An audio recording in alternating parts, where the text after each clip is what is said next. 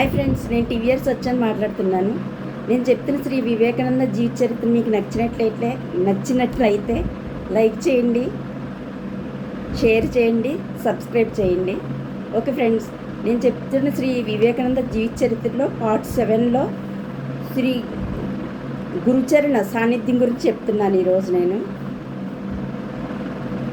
పారమార్థిక ఆశయాలతో, మహోత్తమ తపశ్చర్యాలతో, ఆత్మసందర్శన శక్తి సామర్థ్యాలతో కూడిన ప్రాచీన భారత జాతీయ జీవన గంగా ప్రవాహమే శ్రీరామకృష్ణుడు. నూతన జాతీయ ఆదర్శాలతో, ప్రకృతి శాస్త్ర విజ్ఞాన ప్రదర్శనాలతో, ఆత్మవిషయక సంశయాత్మక భావాలతో కూడిన నవీన భారత జాతీయ జీవనం యమునా ప్రవాహమే నరేంద్ర శ్రీ రామకృష్ణుల సమావేశంతో ఆధునిక ప్రాచీన ఆదర్శాలను అద్భుత రీతిలో సమన్వయించే భారత పునర్జీవ దివ్యవాహిని బయటకొచ్చింది. సర్వసంగ పరిత్యాగాన్ని, లోక సంగ్రహ కర్మాచరణతో వియ్యమందు చేయటానికై పాశ్చాత్యుల తీవ్ర కార్యదీక్షతను భారతీయుల ప్రశాంతి యుతాత్మ ధ్యాన దీక్షతో మేళవించడానికై, సనాతన ధర్మ పునః ప్రతిష్టాపన విధానాలను అన్వేషించడానికై ఆ దివ్యవాహినే వివేకానంద స్వరూపాన్ని దాల్చింది. శ్రీరామకృష్ణులను సందర్శించిన నరేంద్రుణ్ణి అతడు బంధువైన రామచంద్ర దత్తు బిలే పరమార్థమే నీకు వాంఛనీయమైన పక్షంలో బ్రహ్మ సమాజం తదితరాలకు పోవటం ఎందుకు? దక్షిణేశ్వరంలో శ్రీ రామకృష్ణ పరమహంస వద్దకు వెళ్ళు అంటూ ప్రోత్సహించాడు. నిమిషమైన నరేంద్రుడిక నిలవలేక వాయువేగంతో వెళ్ళి శ్రీరామకృష్ణ పాదార విందాల వద్ద వ్రాలాడు. చంద్రోదయ సమయంలో సముద్ర మాదిరి నరేంద్రుని చూడగానే తన హృదయం ఉప్పొంగగా, శ్రీరామకృష్ణుడు అతన్ని ఎలా ఆదరించాడో తెలుసుకోవటానికి నరేంద్రుడి మాటలే మనకు నిదర్శనాలు. అతడి మాటలు ఆలకించండి. ఆ సమయంలో శ్రీరామకృష్ణుడు నన్ను కూర్చోమని, సంకీర్తన చేయమని కోరగా, నేనప్పుడు కొన్ని కీర్తనలను పాడాను. తర్వాత ఆయన హఠాత్తుగా లేచి నా చెయ్యి పుచ్చుకొని నన్ను ఏకాంత ప్రదేశానికి తీసుకువెళ్ళారు. అక్కడ నాకేదో ఉపదేశం చేస్తారని అనుకున్నాను. కానీ నా ఆశ్చర్యాన్ని ఏమని చెప్పను? ఆనంద పరివశ్యంతో సలిల ధారతను నేత్రయుగలం నుంచి జాలువారా, ఎంత కాలానికి వచ్చావోయ్ తండ్రి, ఇంతవరకు ఎలా నిర్దాక్షిణ్యం వహించావోయ్? వివసుడై ఆయన అన్నారు. భారతీయ భవాతిశయం కాస్త శాంతించగానే మళ్ళా ఆయన, నాయన, చాలా కాలం నీ కోసం వేచి ఉన్నాను. ప్రాపంచిక జనాల తుచ్చ ప్రసంగాలను వినటం నా చెవులు తూట్లు పడ్డాయి. ఆహా, నా ఆత్మానుభవాన్ని గురించి ఒక రసజ్ఞుడితో ముచ్చటించటానికి ఎంతగా పరితపించానో. ఇక నీతో ప్రసంగించి నా తాపాన్ని చల్లార్చుకుంటాను అంటూ ముదితాంతరంగుడై వచించాడు. తరువాత ఆయన నాతో కొన్ని మధురభక్ష్యాలను తినిపించి, మళ్ళా శీఘ్రంగా రావాలి సుమా అని నా నుంచి మాట తీసుకుని పంపించారు. ఏ మహావాంఛతో తాను శ్రీరామకృష్ణుని సందర్శించాడో అలాంటి భగవత్ సందర్శనాయిక వాంఛతోనే నరేంద్రుడు అతన్ని ఇలాంటి ప్రేమ పాశాల చేత బంధించి వేశాడు. ఈ విషయంగా శ్రీరామకృష్ణుల మాటలను ఆలకించండి. ఆ సమయంలో నరేంద్రుడి బాహ్య ప్రపంచాన్ని గురించిన స్పృహ లేనట్లు కనిపించింది. అతడి విశాల నేత్రాలు అంతర్వలోకన నాయత్తమై చిత్తాన్ని విస్పష్టంగా తెలుపుతున్నాయి. లౌకిక చింతానిమగ్నమైన కలకత్తా నగరం నుంచి అలాంటి ఆత్మ నిరతుడు రావటం నాకు ఆశ్చర్యంగా తోచింది. నా కోరిక మేరకు నరేంద్రుడు పాడిన సంకీర్తనలో మంచలో నిజ నికేతనే సంసార విదేశీర్ వేషాయ్ భ్రమకెనో అకారణే మనసా స్వస్థానానికి వెళ్దామురా విదేశమైన ఈ సంసారంలో పరుడివై ఎందుకు భ్రమిస్తావు అనే అతడి గానవాహిని నన్ను బ్రహ్మానంద సాగరానికి కొనిపోయి దానిలో ఓళ్లాడించింది. అతడి సంకీర్తన విని సమాధి నిమగ్నై అయినాను. తర్వాత నరేంద్రుడు సెలవు గైకొని వెళ్ళిపోయాడు. కానీ మళ్ళా నరేంద్రుని చూడటానికై నేను పడ్డ పరితాపం అంతా ఇంత అని చెప్పలేను. తడిబట్టను పిండేట్లు ఆ వ్యాకులత నా హృదయాన్ని పిండివేసింది. దుర్భర విచారానికి లోనే పుష్పవనంలో ఒక మారుమూలకెళ్ళి, ఓ నరేంద్ర, నా వద్దకు రా, నిన్ను చూడకపోతే నేను ఎలా జీవించగలను అని ఎలుగెత్తి అరిచాను. ఇలా 1 రోజు 2 రోజుల 6 నెలలు గడిచాయి. నరేంద్రుడితో ఇతర యువకులను వచ్చిన నా ప్రాణాలకు ప్రాణమై నన్ను ఆకర్షించిన వ్యక్తి నరేంద్రుడు ఒక్కడే. శ్రీరామకృష్ణుడు తన సాన్నిధ్యంలోని భక్త బృందంతో నరేంద్రుడిని ఉద్దేశించి ఇలా అన్నారు. చూడండి, సరస్వతీ జ్యోతి అతడి ముఖంలో ఎలా దేదీప్యమానమై వెలుగుతుందో. నరేంద్రుడి మూర్తిమత్వాన్ని గాంచి వారు సమ్మోహితులైనారు. అప్పుడు శ్రీరామకృష్ణుడు నరేంద్రుడిని ఇలా అడిగారు. తండ్రి, నిద్రకు ఉపక్రమించేటప్పుడు నీకేదైనా జ్యోతి కావన వస్తుందా? నరేంద్రుడు అవును అని చెప్పగానే, ఆహా, ఇది యథార్థం. ఇతడు ధ్యాన సిద్ధుడు, జన్మతః ధ్యానంలో పరిపక్వ స్థితిని పొందిన సిద్ధుడు అని పలికాడు. శ్రీరామకృష్ణుల చేష్టలు, అతడి విచిత్ర వచనాలు నరేంద్రుడికి బోధపడలేదు. నిజంగా ఆయన ఒక దివ్య పురుషుడా, కాకుంటే ఒక పిచ్చివాడా అని అతడు ఆందోళన పడసాగాడు. ఈ విషయాన్నే తలపోసి నరేంద్రుడు ఇలా అనేవాడు. నేను ఆయన్ను సావధానుడినై పరిశీలించాను. ఆయన మాటల్లో కానీ ప్రవర్తనలో కానీ నాకేదీ విరుద్ధంగా తోచలేదు. పైగా ఆయన పారమార్థిక ప్రసంగాలను సమాధి స్థితుల నుండి చూస్తే అతడు అద్భుతమైన సామరస్యం ఉందని అతడి నిజమైన విరాగిలా కనిపించాడు. శ్రీరామకృష్ణుల వచనాలకు జీవితానికి అద్భుతమైన సామరస్యం ఉందని గ్రహించాను. ఆయన మాటలు అతి సరళాలై బాల్డీ వచనాల మాదిరి ఉండటంతో ఈయన పరమహంస అని శంకిస్తూ మెల్లగా ఆయన్ను సమీపించి, మహాశయ, తాము భగవంతుడిని చూశారా అని నా ఎప్పటి ప్రశ్నను వేశాను. వెంటనే, అవును, నిన్ను చూసినట్లే భగవంతుని చూస్తున్నాను. భగవత్ సాక్షాత్కారాన్ని పొందవచ్చు. నేనిప్పుడు నిన్నెలా చూస్తున్నానో అలాగే మనం భగవంతుడిని చూడవచ్చు. నీతో నేను ఎలా మాట్లాడుతున్నానో అలాగే మనం భగవంతుడితో సంభాషించవచ్చు. కానీ భగవంతుడి కోసం పరితపించేవారు ఎవరు? పుత్ర సంతానం లేదనో, కలిమి కలగలేదనో కన్నీరు కాలువలు కలిగేటట్లు విలపిస్తారు. కానీ భగవంతుడి కోసం విలిపించేవారెవరు? నిజంగా పరితపిస్తే భగవంతుడు ప్రత్యక్షమై తీరుతాడు అనే వాక్యరత్నాలు ఆయన ముఖతా వెలువడి నా మనోఫలకంలో శాశ్వతంగా ముద్రితాలైనవి. ప్రత్యక్షంగా తాను దేవుణ్ణి చూశానని చెప్పిన ధీరుణ్ణి కనుగొనటం అదే నాకు మొదటిసారి. సాక్షాత్కారమే, స్వానుభవమే మతమని, ఇంద్రియ గోచారాలైన శబ్దాదుల కంటే విస్పష్టంగా పరతత్వాన్ని దర్శించగలమని నిస్సంశయంగా పలికిన ధైర్యశాలిని చూడటం అదే నాకు మొదటిసారి. ఈ విషయాలను ఆయన సామాన్య బోధకుల మాదిరి కాక స్వాత్మానుభవపూర్వకంగా పలికారని నమ్మక తీరింది కాదు. కానీ ఆయన మాటలకు నన్ను ఆదరించేటప్పుడు ఆయన విచిత్ర చర్యలకు సామరస్యం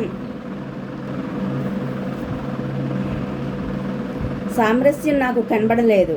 అందుచేత ఆయన పిచ్చివాడని నిశ్చయించుకున్నాను. అయితే ఆయన వైరాగ్యం అద్భుతం. ఆయన పిచ్చివాడే అయి ఉండని. కానీ ఇలాంటి మహోన్నత వైరాగ్య సంపద ఎందరూ అదృష్టవంతులకు అబ్బుతుంది. నిజానికి ఈయనకు పిచ్చి ఎక్కినదనుకున్న మహనీయుల్లోకెల్లా మహనీయుడు ఈయన. యథార్థమైన మహర్షి ప్రపంచం ఈయన పాదసేవ చేయటానికై ఈ ఒక్క కారణం చాలు. పరస్పర విరుద్ధాలైన ఇలాంటి భావాలతో శ్రీరామకృష్ణులకు పాదాభివందనం చేసి సెలవు తీసుకుని వచ్చివేశాను. శ్రీరామకృష్ణుడు ఒక పిచ్చివాడని నరేంద్రుడు భావించిన ఆయన సాన్నిధ్యంలో తానేదో అపూర్వ ఆనందం, ఏదో అనిర్వచనీయ సౌఖ్యం అనుభవించి ఉన్నాడు. తాను పాడగానే ఆయన బ్రహ్మానంద పరవశుడవటం, దేహస్మృతిని కోల్పోవటం, మళ్ళా స్మృతి రావటం, ఆయన అనన్య సామాన్య విశుద్ధ జీవన విధానం,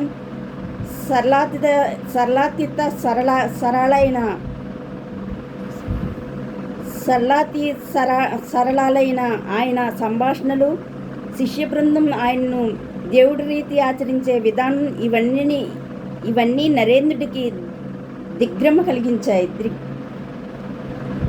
అతడికి వాటి తత్వం బోధపడలేదు.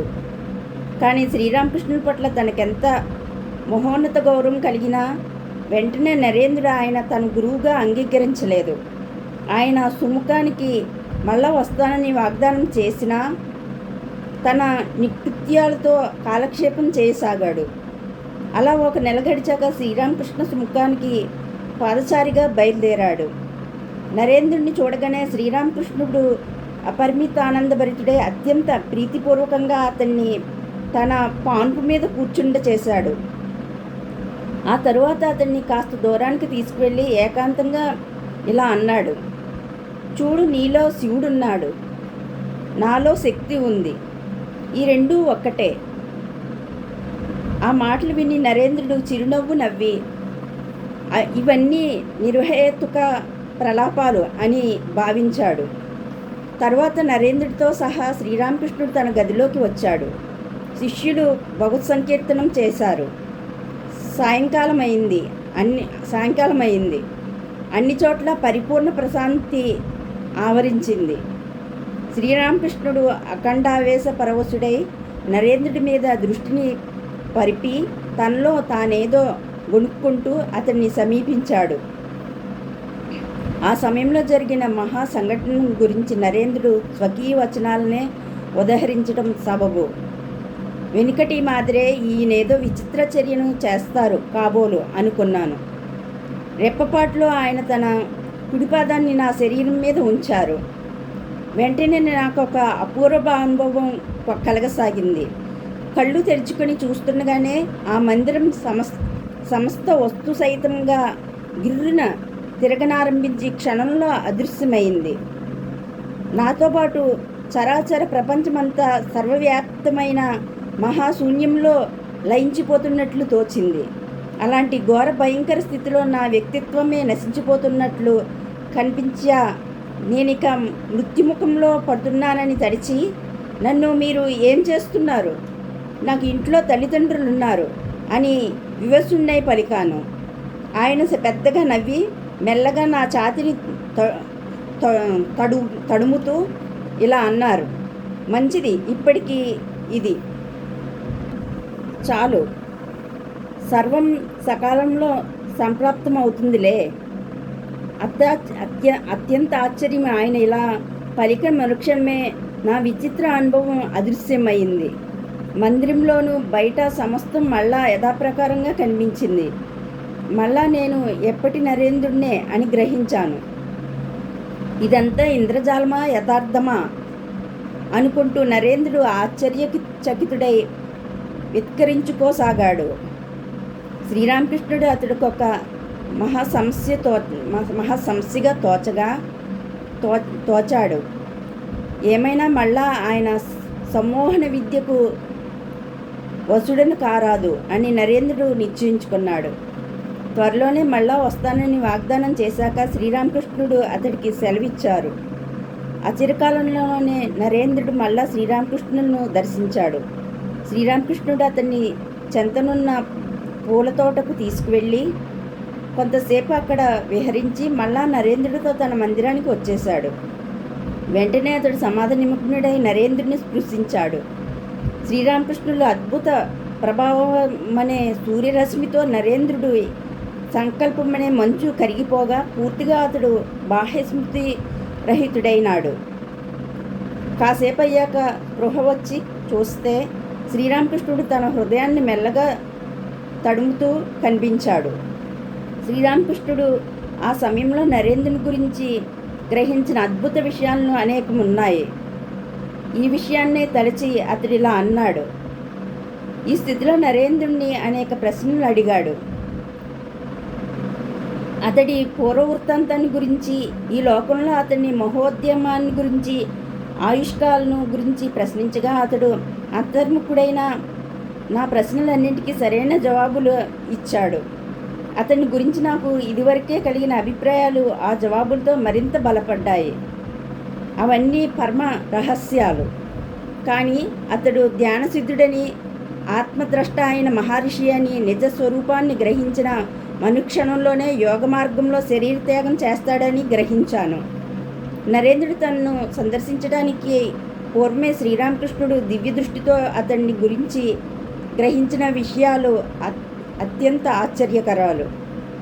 నరేంద్రుడి జననానికి పూర్వం ఒక ప్రభాత సమయంలో గగనం మండలాన కాశీక్షేత్రం వైపు నుంచి కాళీఘట్టం అంటే కలకత్తా వైపుకు దివ్య తేజం మెరిసినట్లు కాంచాడు.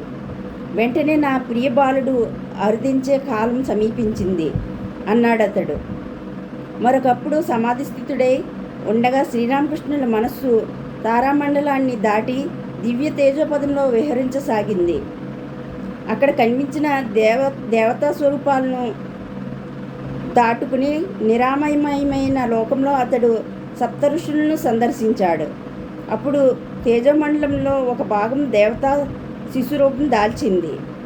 వెనువెంటనే ఆ శిశువు సప్త ఋషుల్లో ఒకరిని తన చిన్ని ముద్దు చేతులతో ఆలింగనం చేసుకుని మధుర స్వరాన అతడిని పలకరిస్తూ సమాధినిష్టమైన అతడి మనసును బహిర్ముఖం చేయడానికి యత్నించసాగాడు. ఆ దివ్య స్పర్శతో అతడు అతీంద్రియావస్థ నుంచి బయటకు వచ్చి నిమీలితం నేత్రుడై ప్రేమ తరంగాలను బాల్డ్ మీద ప్రసరింపచేయగా బాల్డు అమందానంద పరవశుడై నేను కిందకి పోతాను, నువ్వు నాతో రావాలి సుమా అన్నాడు. మహర్షి కరుణాపూరిత చుడుకుడే అందుకు అతడి అంగీకారాన్ని సూచింప క్షణంలో దివ్య తేజోకిరణ రూపాన్ని దాల్చి అతడి మనశరీరాంశం భూమండలంలో అవతరిస్తున్నట్లు శ్రీరామకృష్ణులకు గోచరించింది. ఆ మహర్షి నరేంద్రుడని శ్రీరామకృష్ణుడు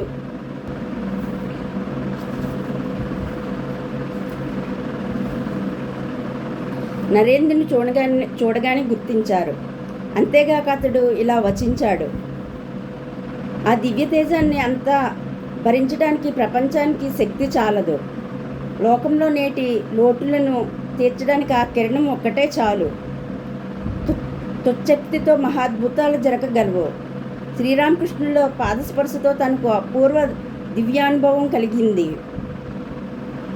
మొదలు నరేంద్రుడి మనోభావం అతడి పట్ల సంపూర్ణంగా మారిపోవని ఆరంభించింది.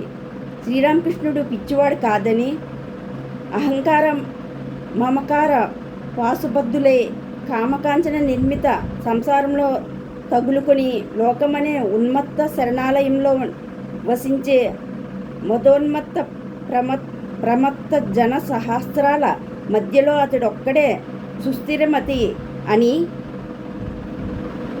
ధీరాగ్రేసురుడని నరేంద్రుడు గ్రహించసాగాడు.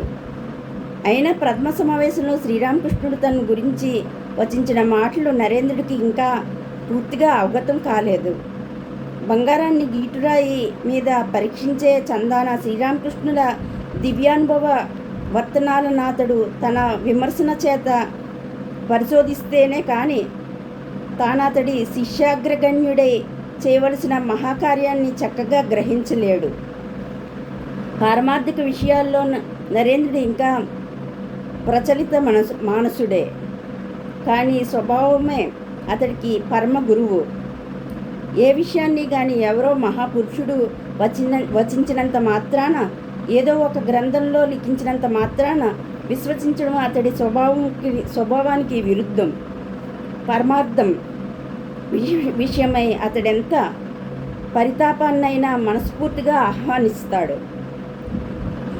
సత్యాన్వేషణ బద్ధకంకనుడై అతడెలాంటి ఘోర మానసిక యాతనను ఎదుర్కొని నిలబడ్డాడో ఎవరు ఊహించగలరు? సత్యాన్వేషణ సంగ్రామంలో ఎలా ఎన్ని మానసిక యాతనలు నరేంద్రుడు అనుభవించాడో అలాగే శ్రీరామకృష్ణుడు అనిర్వాచ్య యాతనలన్నింటినీ అనుభవించాడు. మన శరీరాలనే దివ్యలోహాలను సాధనాగ్ని జ్వాలలో దహించ తితిక్ష అనే దాగలిపై కొట్టి నిర్మించిన దివ్యాభరణం శ్రీరామకృష్ణుడి జీవితం. కాబట్టి నరేంద్రుడు ఎంతటి సంశయాందోళిత మానసుడైనా తీవ్ర జిజ్ఞాసతో చివరకు పరిపూర్ణ విజయం గాంచి వేదాంత కేసరిగా బయటకు వస్తాడని అతడు గ్రహించడం ఆశ్చర్యం కాబోదు. ఓకే ఫ్రెండ్స్, శ్రీ వివేకానంద జీవిత చరిత్రలో పార్ట్ 7లో గురుచరణ సాన్నిధ్యం అయింది. నెక్స్ట్ పార్ట్ 8లో గురు శిష్యుల గురించి చెప్తాను. Okay friends, thank you. నేను చెప్తున్న శ్రీ వివేకానంద జీవిత చరిత్ర మీకు నచ్చినట్లయితే లైక్ చేయండి, షేర్ చేయండి, సబ్స్క్రైబ్ చేయండి. నేను చెప్తున్న శ్రీ వివేకానంద జీవిత చరిత్ర మీకు నచ్చినట్లయితే లైక్ చేయండి, షేర్ చేయండి, సబ్స్క్రైబ్ చేయండి. నేను చెప్తున్న శ్రీ వివేకానంద జీవిత చరిత్రలో ఏమైనా మిస్టేక్స్ ఏమైనా ఉంటే దయచేసి నాకు క్షమించండి friends. Okay friends, thank you, bye.